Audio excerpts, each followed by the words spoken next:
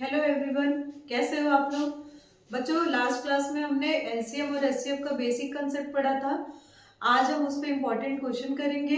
लेकिन last class में मैंने एलसीएम और एचसीएफ को कॉमन मेथड और प्राइम फैक्टराइजेशन समझाया है ना। आज हम डिवीजन को भी थोड़ा सा डिस्कस कर लेते हैं और फिर उसके बाद क्वेश्चंस पे आएंगे। ठीक है, देखो, जैसे एलसीएम और एचसीएफ हाईएस्ट कॉमन फैक्टर और लोवेस्ट कॉमन मल्टीपल, ये मैंने लास्ट वीडियो में डिस्कस कर चुका है। अभी हम उसको डिवीजन मेथड से करेंगे।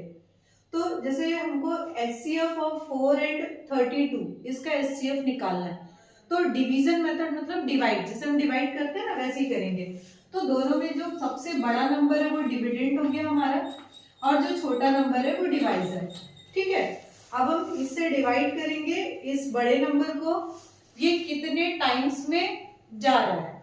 तो 4 के टेबल में 32 8 जो आता है, तो 8 टाइम्स में ये 32 चला गया और फिर रिमाइंडर 0। तो हमेशा ध्यान रखना, जिस नंबर से डिवाइड करने पे रिमाइंडर 0 आ रहा है मतलब ये नंबर हमारा एचसीएफ हो जाएगा।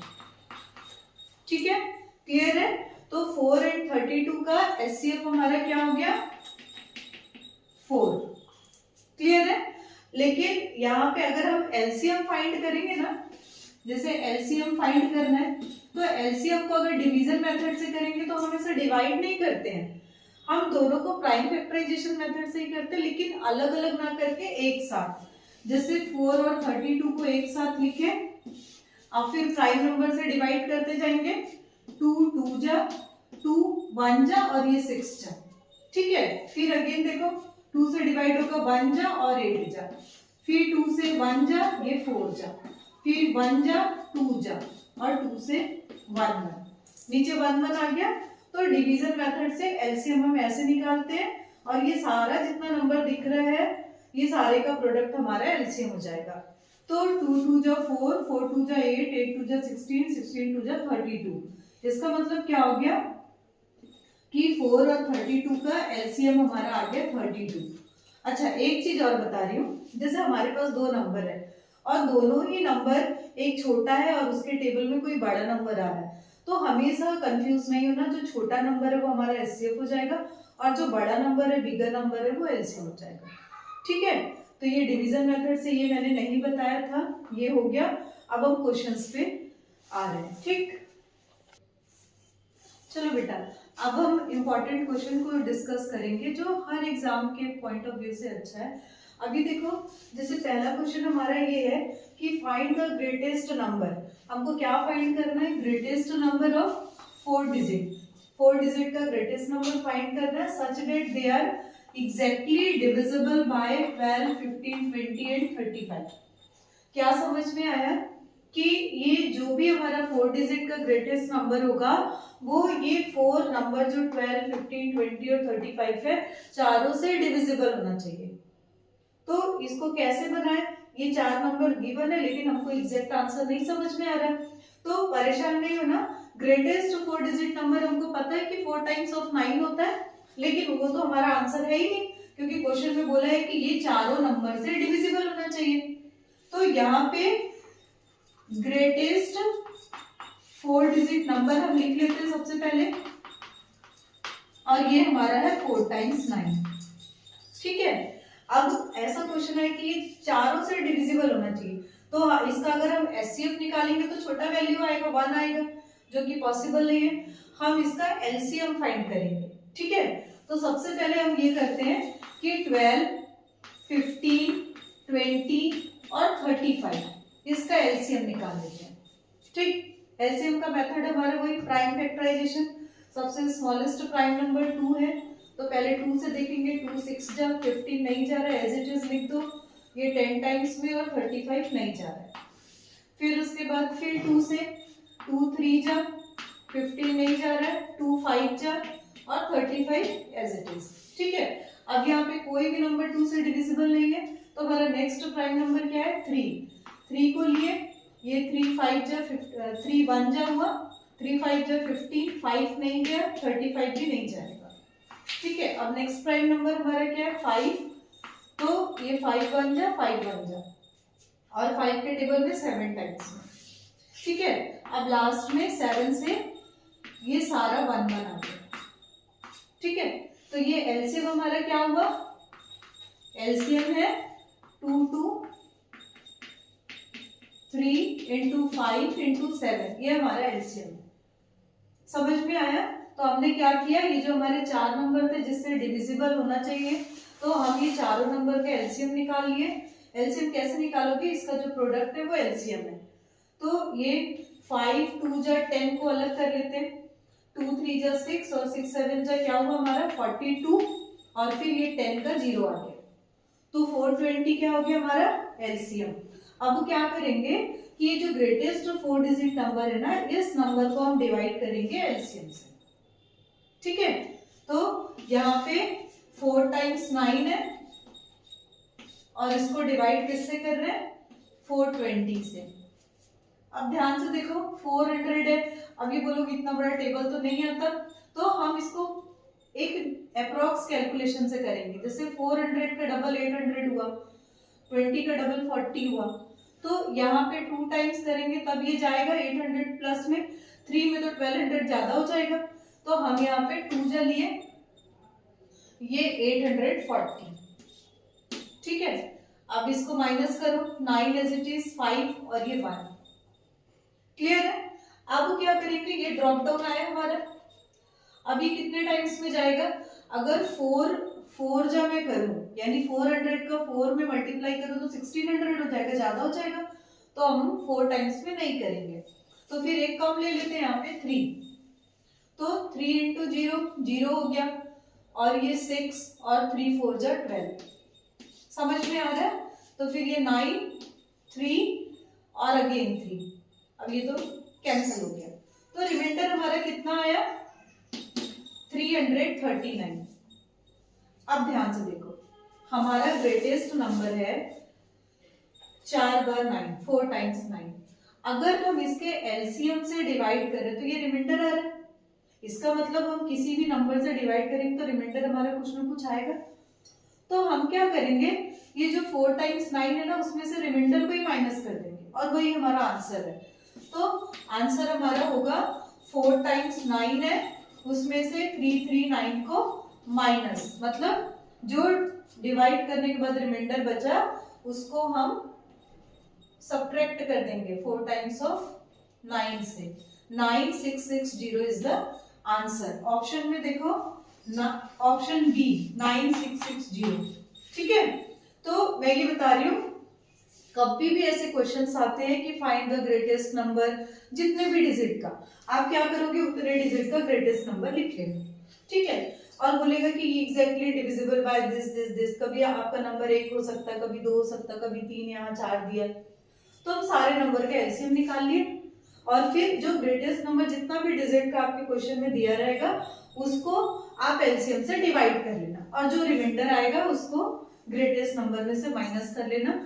ऑलवेज आपका आंसर करेक्ट आएगा। ठीक है, चलो बेटा अब नेक्स्ट क्वेश्चन डिस्कस करते हैं।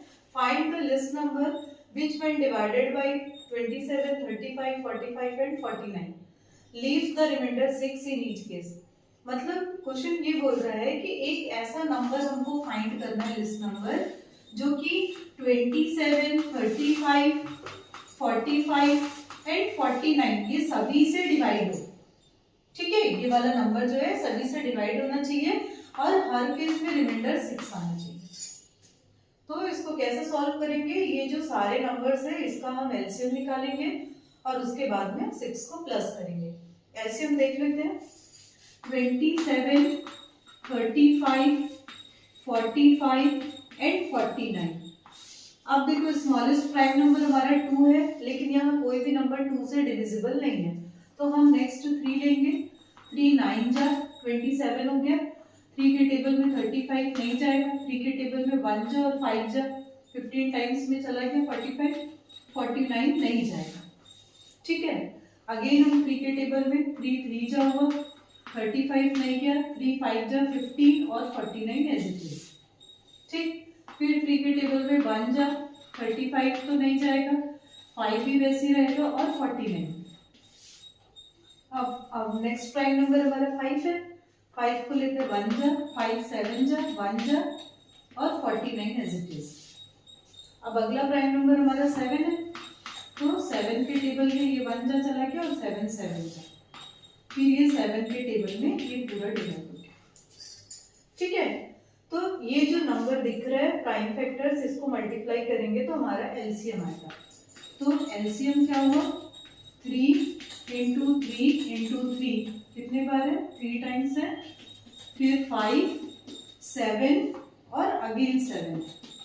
अब ये एलसीएम आया हमारा। अब इसका देखो मल्टीप्लिकेशन करेंगे ना जिसका ये पूरे नंबर का, तो हमारा एलसीएम हो जाएगा। तो 3 3 जा 9, 9 3 जा 27 हुआ और 5 7 जा 35। तो पहले ये दोनों को मैं कर ले रही हूँ। तो 5 7 जा कितना हुआ, 35 है, और कितना बचा हमारे पास 3, फिर 5 2 जा 10 और 3 7 जा 21, 21 और 10 31 हो गया, 31 और 3 34 होगा, तो 34 का 4 लिखे और 3 हमारे पास। ठीक है, फिर 3 2 जा 6 हुआ, 6 और 3 9। तो देखो बेटा 11 तक का पूरा मल्टीप्लाई करने के बाद ये आया। अब इसमें 7 का करना है, तो 7 का मल्टीप्लाई करेंगे।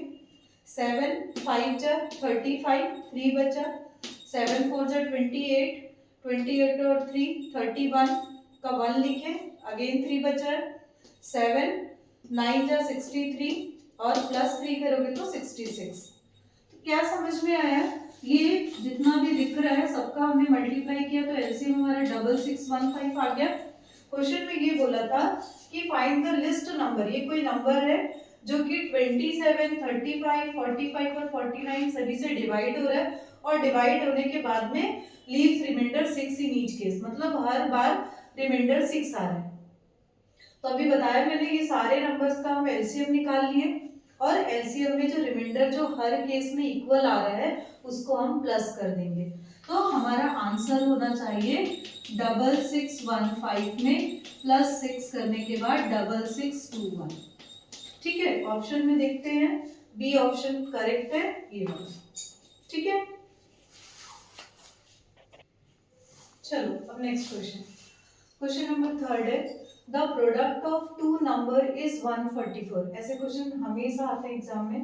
Product of two number is 144, product मतलब मल्टीप्लिकेशन, दो नंबर का मल्टीप्लाई करके ये आंसर दिया है।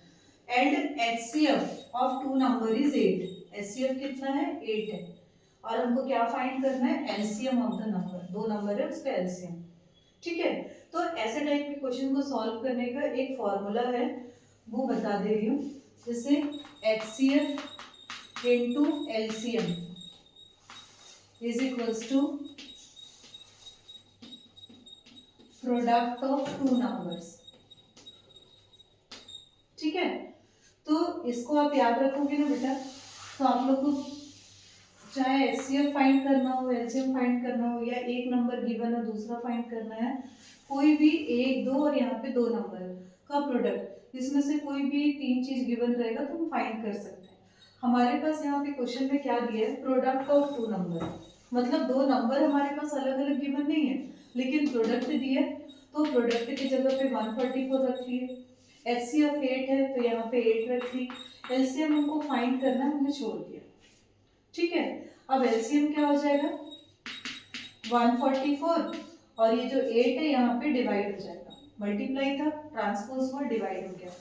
अब इसको डिवाइड कर लो, 8 1 जा 8, 16 में से 8 गया 6 बचा, और बगल का ये 4 64, तो 8 के टेबल में 64 8 टाइम्स में चला जाएगा, और हमारा एलसीएम जो हमको फाइंड करना था वो आया 18, हमारे ऑप्शन में ए ऑप्शन में। ठीक है,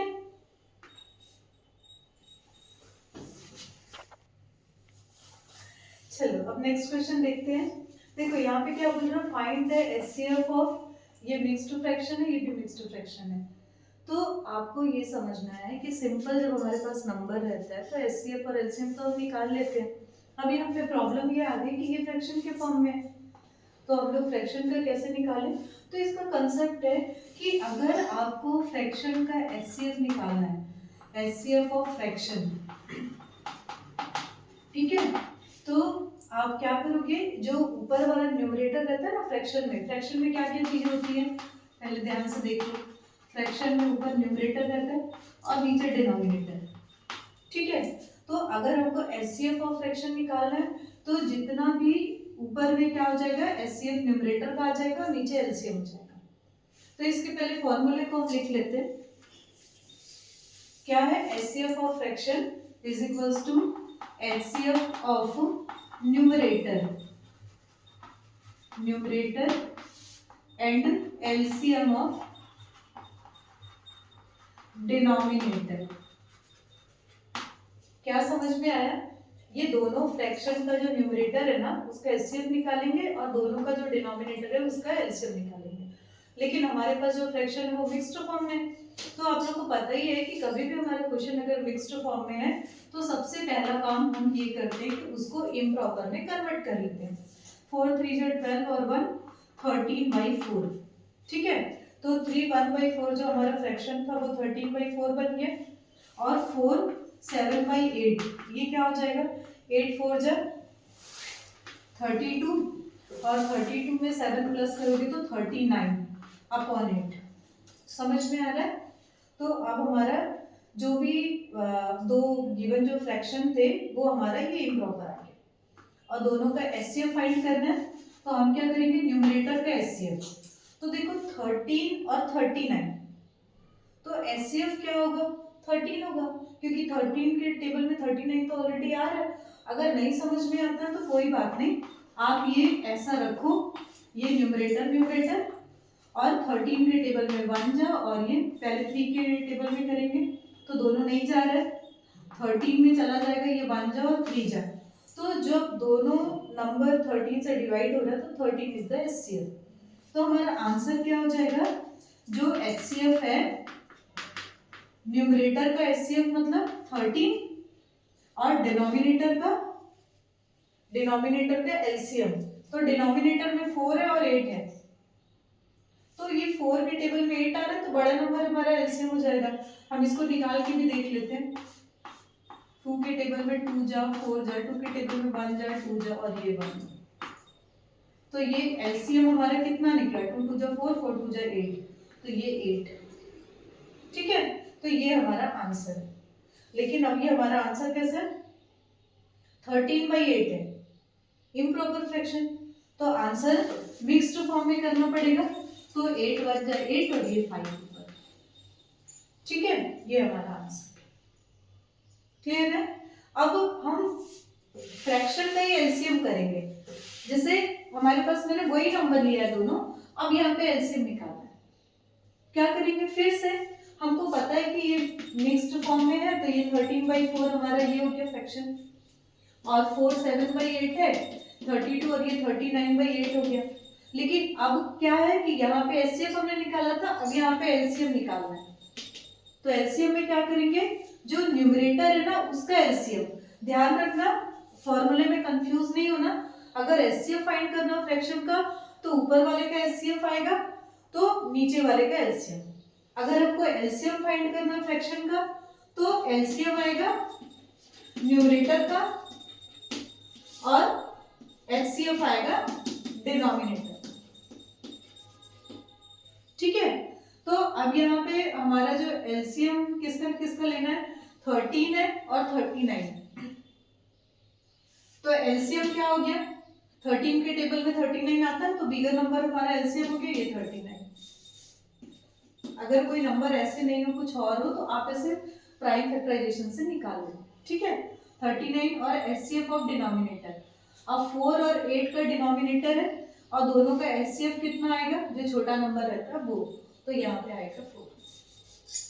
क्लियर है, 39/4 इज द आंसर। अब ये 39 फिर से अगेन इम्प्रॉपर फ्रैक्शन आ गया, तो हम क्या करेंगे, 4 के टेबल में 4 9 जा 36 होता और 3 रिमाइंडर बचा, तो ये हमारा आंसर है। क्या समझ में आया, एक बार फिर से रिपीट कर रही हूँ मैं। कभी भी हमारे पास फ्रैक्शन दिया रहेगा, चाहे वो प्रॉपर फ्रैक्शन हो, इम्प्रॉपर हो, मिक्स्ड हो, कुछ भी हो, और उसका हमको एलसीएम या एचसीएफ फाइंड करना है, तो आप याद रखना कभी भी एचसीएफ फाइंड करना है तो दोनों या जितने भी फ्रैक्शन दिए हैं उसका न्यूमरेटर का एचसीएफ ले लेना और बाकी जो डिनोमिनेटर है उसका एलसीएम। इसका उल्टा अगर हमको एलसीएम फाइंड करना तो हम क्या करेंगे, पूरे न्यूमरेटर का एलसीएम ले लेंगे और नीचे वाले का एचसीएफ ले लेंगे। ठीक है। और आंसर अगर इम्प्रॉपर में आ रहा है और आपके आंसर्स को आप उसको मिक्स्ड में कन्वर्ट कर रहे हैं, ठीक है। चलो थैंक यू। और भी किसी टॉपिक पे वीडियो चाहिए तो कमेंट में करना। Okay, thank you.